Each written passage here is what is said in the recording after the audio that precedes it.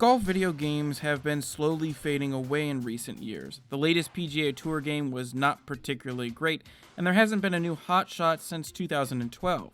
Now, in a general sense, I don't really like golf. As a sport to watch on TV, I find it unimaginably dull and tedious. But in the form of a video game, I love golf. And while I'm not exactly sure why I find it so entertaining, every time a new golf game comes out, I've always picked it up, and if it's good, I'll spend a lot of time playing it. And to be honest, I was a bit taken aback when I realized that 100-Foot Robot Golf is probably one of the best golf games I've played in years. And that's not even its main selling point. Made by No Goblin, the developers who brought you the wonderfully absurdist Roundabout, 100-Foot Robot Golf's core concept of giant robots playing golf sets the tone for the whole game, and it executes on that tone and concept perfectly in the form of a campaign that is a really well-realized parody of the mecha anime genre, complete with all the tropes and in-jokes that you'd expect. Moving out? What? You're going to activate Project C?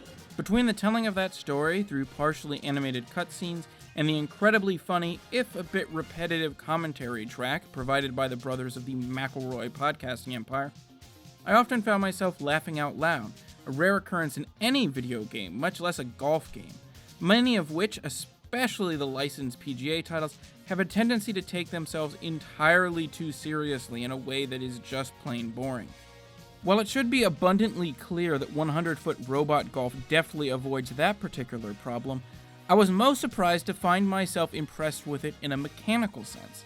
Between the trailers and the precedent set for the studio by Roundabout, I expected a silly and irreverent campaign with some great moments, and that I got, but what I didn't expect was a really well-built set of golf mechanics, and it's due to the fact that they're not treating it like a simulation or even an approximate representation of real golf.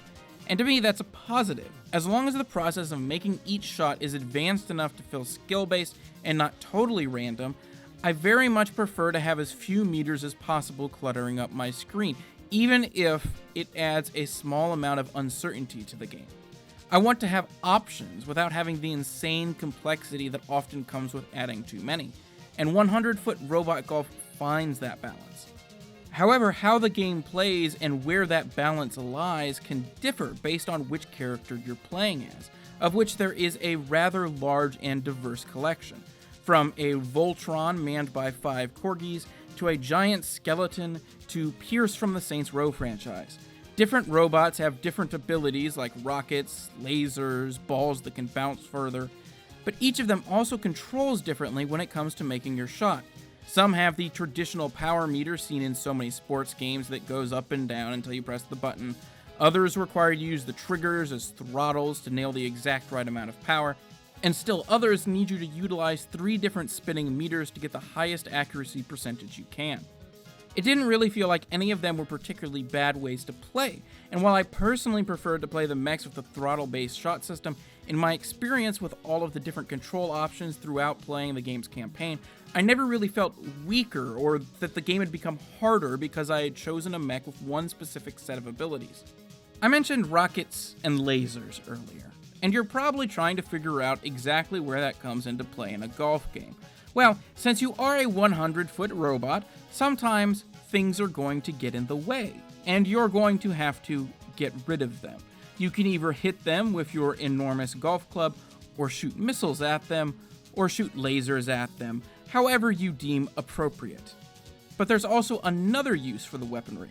In a standard competitive round of 100-foot robot golf, you'll find yourself in a race with the other players, whether they're AI or human, trying to be the first to get your ball in the hole.